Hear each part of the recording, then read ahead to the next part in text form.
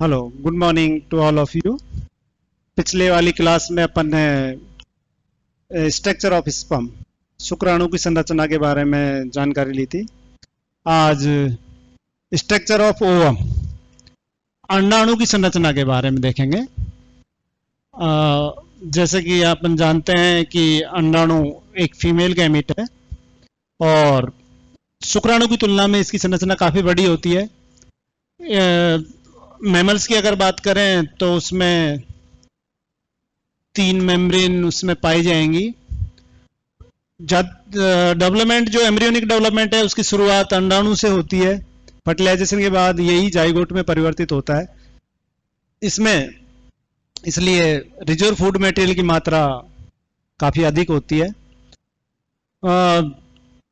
कोई भी ओवम अगर देखें तो उसमें रिजर्व फूड होता है, उसको अपन पीतक या योग के रूप में जाना जाता है, जो कि उसकी ग्रोथ फेज में विटेलोजेनेसिस की प्रक्रिया द्वारा बनता है। तो संरचना बनाते टाइम अपन देखेंगे कि जो भी ओवम मदर सेल हो है उसमें ही मॉडिफिकेशन होकर बहुत सारी चीजें फॉलिकल सेल्स बनती हैं। उन फॉलिकल सेल्स में से एक सेल ओवम में परिवर्तित हो जाती है, बाकी फॉलिकल सेल्स उसके चारों तरफ एक मेम्ब्रेन बनाने का काम करती हैं, प्रोटेक्टिव मेम्ब्रेन बनाने का काम करती हैं। एक जो बाइडी मान के चले कि इस तरह से एक तो ओवम में परिवर्तित होती थी, बाकी बची हुई जो एग मदर सेल्स है या ओवम मदर सेल्स हैं वो मॉडिफाइड होकर और इसकी अपना जो खाना होती है इसी सेल को ट्रांसफर कर देती है और इसके चारों तरफ इस प्रकार से अरेंज हो जाती है, जो इसे प्रोटेक्शन प्रोवाइड करेंगी, फिजिकल शॉक से बचाएंगी, खाने को ट्रांसफर कर देंगी, केमिकली इसको सपोर्ट करेंगी। और तो ये जो कोशिका होती है ये संरचना में साइज में काफी बड़ी हो जाएगी, बाकी और कोशिका छोटी छोटी हो जाती है। तो इस प्रकार की जो ये संरचना है ओवरी में, इस प्रकार से कई ग्रेफियन फॉलिकल्स डेवलप होते हुए अलग अलग स्टेज में, एक कम डेवलप, उससे ज्यादा डेवलप, उससे ज्यादा डेवलप। तो जब भी मेंस्ट्रुअल साइकिल होता है और उसमें ओव्यूलेशन की प्रक्रिया जब लगभग 14वें दिन होती है तो वो ग्रेफियन फॉलिकल होता है वो वहां से टूट जाता है और वो मैच्योर और वहां से रिलीज हो जाता है। तो इस प्रकार से जो ओवम होता है वो काफी बड़ी संरचना है। तो उसकी किस प्रकार से आप चित्र बनाओगे अगर आपके एग्जाम में आता है तो सबसे पहले किसी भी अंडाणु की अंदर की साइड अपन बनाएंगे एक उसकी प्लाज्मा मेम्ब्रेन। क्या बनाओगे? प्लाज्मा, एक स्पेरिकल सी स्ट्रक्चर यहां पर डेवलप कर लीजिए। तो सबसे अंदर हो गई प्लाज्मा मेम्ब्रेन, ठीक है। प्लाज्मा मेम्ब्रेन के बाद दूसरी जो संरचना है इसके बाहर की तरफ पाई जाएगी, वो थोड़ी सी थिक होती है और जिलेटिन नामक सबस्टेंस की बनी होती है, जिलेटिन जैसे सबस्टेंस की बनी होती है। उसको आप नाम दोगे जोना पेलुसिडा। क्या नाम दोगे? Zona pellucida. ये प्रोटेक्टिंग मेम्ब्रेन है और इसमें किसी भी फॉरेन पार्टिकल को एंट्री से रोकती है। तो सबसे पहले प्लाज्मा मेम्ब्रेन, उसके बाद जोना पेलुसिडा। जोना पेलुसिडा के बाहर फॉलिकल सेल्स की अपन ने जो बात की थी, ग्रेफिन फॉलिकल में फॉलिकल सेल्स इस तरह से पाई जाती हैं। वो फॉलिकल सेल्स जो होती हैं वो इसके चारों तरफ अरेंज होकर इसकी टर्सरी, ये प्राइमरी मेम्ब्रेन हो गई, उसके बाद ये सेकेंडरी हो गई, इसके बाद ये टर्सरी हो गई। इसको प्लाज्मा मेम्ब्रेन कहा जा सकता है या विटेलाइन मेम्ब्रेन कहा जा सकता है। ये जोना पेलुसिडा हो जाएगा। इसके बाहर जो स्ट्रक्चर बनेगी that is known as corona radiata. किस नाम से जानोगे? Corona radiata. तो उसमें बहुत सारी इस प्रकार की कोशिकाएं इसमें पाई जाती हैं जिसकी वजह से वो इसको प्रोटेक्शन देने का काम करेगी और किसी भी अनवांटेड मटेरियल को इसके अंदर एंटर नहीं होने देगी। तो इस प्रकार से एक बहुत सारी विलाई जैसी संरचना निकली हुई होती है। इसके अंदर यहां पर ये सेल्स पाई जाती हैं। ये सेल एक दूसरे से जुड़ी हुई होती हैं एक सीमेंटिंग मटेरियल के द्वारा। किसके द्वारा जुड़ी हुई होती है? Cementing material. मतलब इनको आपस में बांधने के रखने के लिए एक द्रव्य यहां पाया जाता है। जब अपन ने गैमेटोजेनेसिस पढ़ा था उस दौरान, स्पर्म्स जब अपन ने पढ़ा था उस दौरान, ये फर्टिलाइजेशन का जो इंट्रोडक्शन था उस दौरान भी मैंने कहा था कि स्पर्म के हेड में एक संरचना पाई जाती है ट्रायंगुलर, जो सबके आगे की तरफ होती है, उसको एक्रोसोम कहते हैं। और एक्रोसोम में एक फ्लूइड भरा होता है जिसको कि आप एक्रोसोमल फ्लूइड के नाम से जानते हैं, जो कि नेचर में एक एंजाइम होता है।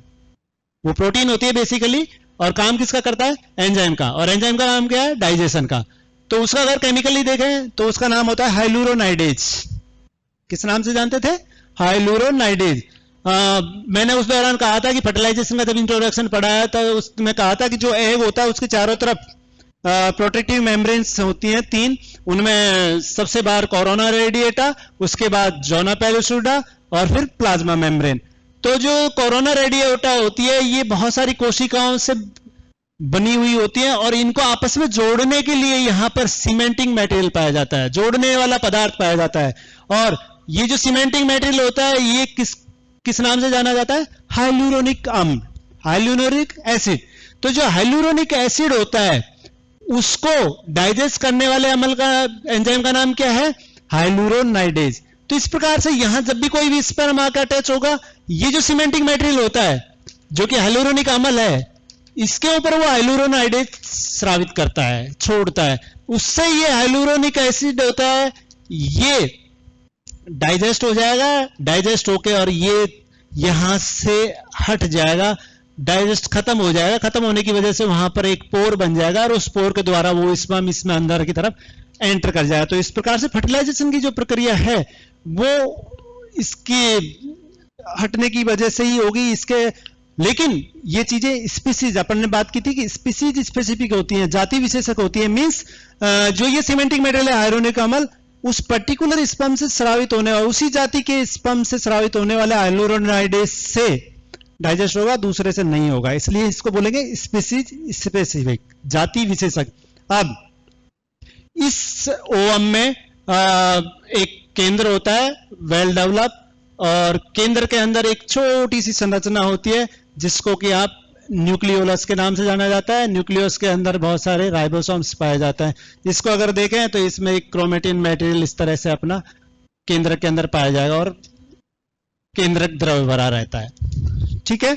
उसके बाद अगर देखें जोना पेलुसिडा, जोना पेलुसिडा होती है वो अपीयरेंस में थोड़ी सी स्ट्राइटेटेड होती है, रेखांशित होती है इस प्रकार से। तो आप जब भी बनाओगे तो इसमें इस तरह से खड़ी लाइनें इसमें कर लेना, तो उसका अपीयरेंस जो होता है वो स्ट्राइटेटेड हो जाएगा, रेखांशित हो जाएगा। उसके बाद नीचे की तरफ इसमें जो जीव द्रव होता है उसके और प्लाज्मा मेम्ब्रेन के बीच में थोड़ा सा गैप आपको बनाना है। तो जब भी बनाए तो इसमें थोड़ा गैप छोड़ना है, क्योंकि जो इसके अंदर जो जीव द्रव्य पाया जा रहा है ओवम के अंदर, उसको 2 भागों में बांटते हैं। एक होता है पेरिप्लाज्म और दूसरा होता है, एक एक्टिव साइटोप्लाज्म और एक पैसिव साइटोप्लाज्म होता है। यहां पर योग पाया जाता है। योग के जो ग्रेन्यूल्स होते हैं वो वेजिटल पोल की तरफ ज्यादा होते हैं, जबकि एनिमल पोल की तरफ कम पाए जाएंगे। क्यों? क्योंकि जो योग के मॉलिक्यूल्स होते हैं वो लिपिड और प्रोटीन के बने होते हैं, थोड़े से हैवी होते हैं, और जो जीव द्रव होता है उसकी तुलना में थोड़े भारी होंगे। तो भारी होने की वजह से वो नीचे की तरफ रहते हैं, और उस एरिया को जिसमें कि योग बहुत सारा भरा रहता है उसको इसका वेजिटल पोल बोलेंगे, जबकि इसका अपोजिट वाले को एनिमल पोल बोलेंगे। सामान्यतः जो न्यूक्लियस की अपीयरेंस होती है वो एनिमल पोल की तरफ होती है। तो इस प्रकार से अगर अपन देखें तो ये एक ओवम की स्ट्रक्चर है जिसमें 3 मेम्ब्रेन्स पाई जा रही है। कोरोना रेडिएटा, दूसरी है अपने जोना पेलुसिडा, और तीसरी है आपके प्लाज्मा मेम्ब्रेन, जोना पेलुसिडा, और इसको आप कहेंगे प्लाज्मा मेम्ब्रेन, जो कि ओवम जो होता है, या आप कहेंगे कि ओवम मदर सेल जो होती है उसी की मेम्ब्रेन की। उसके बाद यहां से यहां तक ये एक्टिव साइटोप्लाज्म होता है। एक्टोप्लाज्म के नाम से जाना। साइटोप्लाज्म के 2 भाग कर सकते हैं आप, एक्टोप्लाज्म और एंडोप्लाज्म, जिसमें समांगी रूप से एक प्लाज्मा मेम्ब्रेन के नीचे एक लेयर पाई जाएगी जिसमें बहुत सारी आपको वेरिएशंस नहीं दिखेगी, समान तरह से दिखाई देगा। इसको तो बोलेंगे एक्टोप्लाज्म। और अंदर की साइड का जितना भी पार्ट है जिसमें योग भी पाया जाएगा, न्यूक्लियस भी पाए जाएंगे, और अदर मटेरियल जो पाए जाएंगे, उसको जो कि असमांगी प्रकार का है, ठीक है ना, उसमें कहीं पर वो थोड़ा ज्यादा डार्क दिखेगा, कहीं पर वो लाइट मींस एनिमल पोल की तरफ लाइट दिखेगा, वेजिटल पोल की तरफ डार्क दिखेगा। तो असमान रूप से वितरण की वजह से वो थोड़ा सा वेरिएशन शो करेगा। तो इसको अपन कहेंगे एंडोप्लाज्म। एंडोप्लाज्म और एक्टोप्लाज्म दोनों के अगर देखें तो न्यूक्लियस थोड़ा सा एक्टोप्लाज्म की तरफ ज्यादा होता है या एनिमल पोल की तरफ ज्यादा होगा। तो इस प्रकार से किसी भी अंडाणु की संरचना अगर देखें इन केस ऑफ मैमल्स, तो उसमें 3 मेम्ब्रेन पाई जाएंगी, कोरोना रेडिएटा, जोनोपेलिसिडा, प्लाज्मा मेम्ब्रेन। उसके बाद यहां पर साइटोप्लाज्म पाया जाएगा, जिसको कि 2 भागों में बांटा जा सकता है, एक्टोप्लाज्म और एंडोप्लाज्म। साइटोप्लाज्म में बहुत सारे ग्रेन्यूल लाइक स्ट्रक्चर्स आपको दिखेंगी, जिनको आप योग पार्टिकल्स के नाम से जाने जाएंगे। ये योग पार्टिकल्स जो होते हैं वो फर्टिलाइजेशन के बाद फर्दर डेवलपमेंट, जब क्लीवेज स्टार्ट होता है, जाइगोट बनने के बाद क्लीवेज जब स्टार्ट होगा, तो जो एनर्जी की जरूरत पड़ेगी वो एनर्जी इस रिजर्व फूड से प्राप्त होती है। और ये रिजर्व फूड बनता कहां है? जब oogenesis की प्रक्रिया हो रही होती है, उस दौरान ग्रोथ फेज, अपन ने जब डिस्कस किया था कि इसकी ग्रोथ फेज बहुत लंबी होती है, कई महीनों से लेकर कई सालों तक की होती है। उस दौरान ही ब्यूटेलोजेनेसिस की प्रक्रिया द्वारा या योग जनन की प्रक्रिया द्वारा ये इस योग का निर्माण होता है। और ये योग रिजर्व फूड के रूप में इस ओवम में बना रहता है। फर्टिलाइजेशन के बाद जब एम्ब्रियोनिक डेवलपमेंट होता है, उस दौरान ये रिजर्व फूड डाइजेस्ट होकर और डेवलपिंग एम्ब्रियो को एनर्जी प्रदान करने का काम करेगा, एनर्जी देने का काम करेगा, ताकि एम्ब्रियो का डेवलपमेंट आगे की तरफ हो सके। तो इस प्रकार से ये फॉलिकुलर सेल्स की बनी हुई सेल्स में, हाँ यहां पर अगर देखें तो इसमें स्पष्ट नहीं है, यहां पर है ना कॉर्टिकुलर ग्रेन्यूल्स पाए जाते हैं नीचे नीचे। जब भी फर्टिलाइजेशन होता है तो वो कॉर्टिकुलर ग्रेन्यूल्स होते हैं प्लाज्मा मेम्ब्रेन के पास आ जाते हैं, और अंदर की इस गैप में जो प्रीविटेलाइन स्पेस है, विटेलाइन के बाद वाला जो होता है पेरीविटेलाइन स्पेस, इस पेरीविटेलाइन स्पेस में वो म्यूकोपॉलीसैकेराइड की फॉर्म में यहां पर कॉर्टिकल ग्रेन्यूल से एक द्रव्य भर जाएगा, और फर्टिलाइजेशन के जस्ट बाद एक मेम्ब्रेन नई डेवलप हो जाएगी, उसको फर्टिलाइजिन मेम्ब्रेन कहेंगे। और उस मेम्ब्रेन के डेवलप होने की वजह से एक बार कोई स्पर्म एंटर कर गया तो दूसरा स्पर्म इसके अंदर एंटर नहीं करेगा। तो ये जनरल सी प्रक्रिया है। आपसे अगर कोई क्वेश्चन पूछे कि एक ओवम को एक ही स्पर्म क्यों फर्टिलाइज करता है, दूसरा क्यों नहीं करता, तो अगर एक स्पर्म इसके अंदर एंटर करता है तो ये साइटोप्लाज्म होता है वो एक्टिव हो जाता है। एक्टिव होने की वजह से जो कॉर्टिकल ग्रेन्यूल्स इसके पास पास यहां होते हैं, वो बिल्कुल इस प्लाज्मा मेम्ब्रेन के पास आके, और जैसे यहां कॉर्टिकल ग्रेन्यूल आया और यहां से फट जाएगा, या यहां से यहां इसके अंदर जो मटेरियल है जो कि म्यूकोपॉलीसैकेराइड है, वो म्यूकोपॉलीसैकेराइड इस पेरीविटेलाइन स्पेस में यहां भर जाएगा। तो एक नई मेम्ब्रेन का डेवलपमेंट फर्टिलाइजेशन के बाद हो जाएगा, जिसको फर्टिलाइजेशन मेम्ब्रेन कहेंगे। या इस फर्टिलाइजेशन मेम्ब्रेन के या फर्टिलाइजिंग मेम्ब्रेन के बनने के बाद कोई भी स्पर्म अगर इसको एंट्री करने की कोशिश करेगा, तो उसमें जो हाइलुरोनाइडेज एंजाइम पाया जा रहा है वो भी इस म्यूकोसैकेराइड को नहीं पचा सकता, तो इसके अंदर एंट्री नहीं देगी। यही कारण है कि सामान्यतः इन जनरल एक ओवम एक स्पर्म द्वारा ही फर्टिलाइज होता है, दूसरा स्पर्म उसमें एंटर नहीं करेगा, क्योंकि वहां पर फर्टिलाइजेशन मेम्ब्रेन बन चुकी होती है। तो कोरोना रेडिएटा, जोना पेलिसुडा, कोरोना रेडिया जो कि फॉलिकुलर सेल्स की बनी होती है, इन दोनों के बीच में जो इनको कोशिकाओं को आपस में बांध के रखता है, वो सीमेंटिंग मटेरियल को आप हाइलुरोनिक अम्ल के नाम से जाना जाता है। और उसके बाद जिलेटिन-लाइक सब्सटेंस की बनी हुई जोना पेलिसुडा होता है, उसके अंदर प्लाज्मा मेम्ब्रेन होती है। तो इस प्रकार से 3 मेम्ब्रेन होती है। उसके अंदर साइटोप्लाज्म होता है, जिसमें एनिमल पोल की तरफ न्यूक्लियस पाया जाता है, न्यूक्लियस में वेल डिफाइंड न्यूक्लियोलस पाई जाती है। और इसके अंदर जो साइटोप्लाज्म पाया जाता है उसको अगर देखें तो इसको 2 भाग हो जाएंगे। एक ये वाला पार्ट हो जाएगा जिसको कि आप एनिमल पोल कहेंगे, और एक नीचे वाला पार्ट हो जाएगा जिसको कि आप वेजिटल पोल कहेंगे। एनिमल पोल वो वाला पार्ट है जिसमें एक्टिव साइटोप्लाज्म की मात्रा ज्यादा पाई जाएगी। वेजिटल पोल वो वाला पार्ट है जिसमें रिजर्व फूड मटेरियल के जो ग्रेन्यूल्स होते हैं वो ज्यादा पाए जाते हैं। तो ये थोड़ा सा सघन होता है, ये थोड़ा सा हल्का होता है। तो इस प्रकार से अगर किसी ओवम को देखें तो उसकी ये संरचना होती है कि 3 मेम्ब्रेन पाई जाएंगी, न्यूक्लियस पाया जाएगा, रिजर्व फूड पाया जाएगा। रिजर्व फूड में वेजिटल पोल की तरफ रिजर्व फूड की मात्रा ज्यादा पाई जाएगी, एनिमल पोल की तरफ कम पाई जाएगी। तीनों मेम्ब्रेन जो होती है जोना पेलिसुडा और प्लाज्मा मेम्ब्रेन, उनके बीच में एक गैप पाया जाता है, उसको पेरीविटेलाइन स्पेस कहते हैं।